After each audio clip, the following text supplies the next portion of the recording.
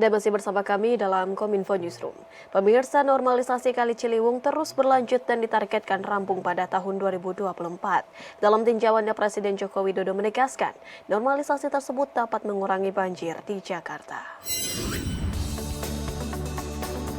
Presiden Republik Indonesia Joko Widodo kembali meninjau perkembangan proyek normalisasi Sungai Ciliwung. Datang bersama dengan Menteri PUPR, Menteri ATR BPN, Wali Kota Jakarta Timur, dan PJ Gubernur Jakarta. Presiden menegaskan proyek normalisasi Kali Ciliwung akan kembali dilanjutkan dan ditargetkan rampung pada 2024.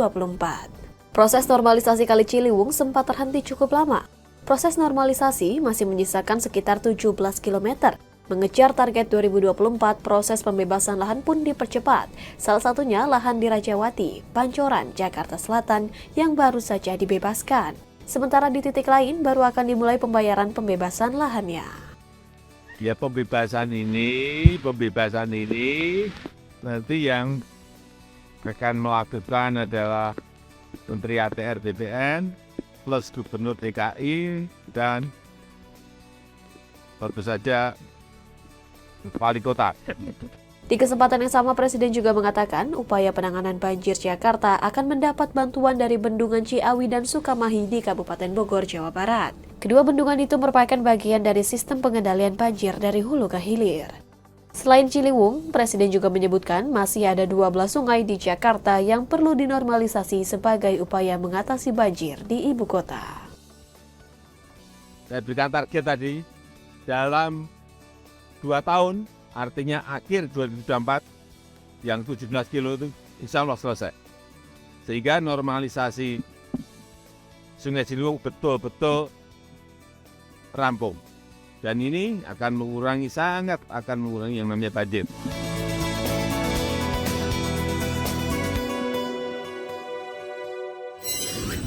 Pemirsa, Siti Nadia Tarmizi selaku Kepala Biro Komunikasi dan Pelayanan Publik Kemenkes mengatakan, workshop penguatan kontak center dapat meningkatkan akses pelayanan kesehatan bagi seluruh masyarakat Indonesia. Kementerian Kesehatan menggelar workshop penguatan kontak center dengan mengusung tema membangun pusat digital channel pada UPT Kemenkes. Dalam rangka digitalisasi layanan kesehatan sebagai bentuk peningkatan pelayanan publik dan meningkatkan akses pelayanan kesehatan bagi seluruh masyarakat Indonesia. Adapun dasar daripada kegiatan ini adalah tentunya sesuai dengan Permenkes 33 tahun 2019 tentang panduan kepatuhan dalam melaksanakan interaksi pelayanan publik yang tentunya menjadi acuan bagi petugas pemberi layanan publik yang termasuk di dalamnya adalah petugas call center. Di kesempatan yang sama, Sekretaris Jenderal Kementerian Kesehatan Kunta Wibawadasa Nugraha juga menyampaikan apresiasi kepada seluruh stakeholder yang telah menerima sebuah penghargaan dari Biro Komunikasi dan Pelayanan Publik Kementerian Kesehatan Republik Indonesia. Di mana menurutnya dengan mendapatkan predikat baik dalam memberikan layanan kesehatan tentu tidaklah mudah, maka diperlukan peningkatan pelayanan berkualitas dalam bidang kesehatan. Jangan sampai nanti sudah dapat piagam ternyata saya telepon 5 kali baru diangkat. Nah, gitu kan. Jawabannya juga gitu kan. Saya akan coba nanti. Tadi yang mendapatkan ini ya. Tapi selamat dulu ya, sudah mendapatkan piagam. Jadi secara penilaian sudah baik. Tapi kita tidak hanya mengejar penilaian, tapi yang kita kejar adalah layanannya kepada masyarakat. Kita harus melihat apakah masyarakat puas. Apakah masyarakat merasa bahwa Kemenkes sudah berubah? Itu yang harus kita kejar.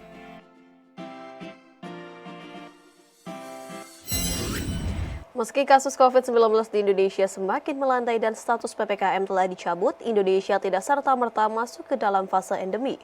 Perubahan status dari fase pandemi ke endemi tetap menunggu keputusan dari WHO dan juga Presiden. Seiring dengan terus melandainya kasus COVID-19, kini Indonesia tengah menanti perubahan status pandemi menjadi endemi secara global. Juru bicara Kementerian Kesehatan Republik Indonesia Muhammad Syahril dalam konferensi persnya menyampaikan bahwa ketetapan perubahan tersebut masih menunggu keputusan Organisasi Kesehatan Dunia dan Presiden Joko Widodo.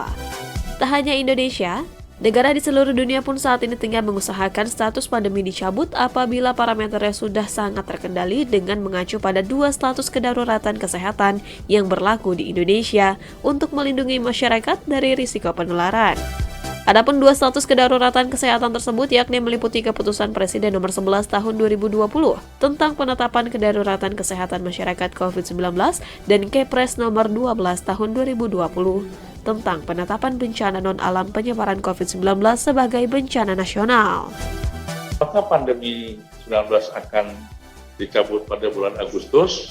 Ya mudah-mudahan ya.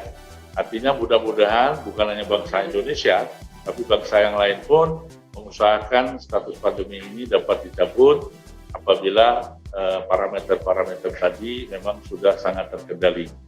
Nah untuk waktunya kami tidak bisa menjawab pasti, tentu akan menunggu memang kebijakan atau apa yang disampaikan oleh Bapak Presiden di kemudian hari tentang pencabutan kedaruratan dulu ya, pencabutan kedaruratan. Jadi ada 2 yang harus kita perhatikan. Satu, kedaruratan di Indonesia itu juga harus dicabut itu karena saat ini kita masih dalam keadaan kedaruratan COVID belum dicabut. Yang baru dicabut adalah PPKM-nya.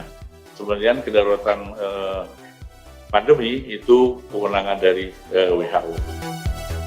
Syahril juga menambahkan bahwa jika dilihat dari indikator kasus di Indonesia, saat ini situasi pandemi masih terkendali dengan laju kasus per tanggal 19 tahun 2023 mencapai 113 kasus atau turun sebesar 14,9% dari kasus harian sebelumnya, yakni mencapai 200 kasus per harinya dan angka positivity rate jauh di bawah ambang parameter WHO, yakni di angka 1,2% dari maksimal angkanya sampai dengan 5%.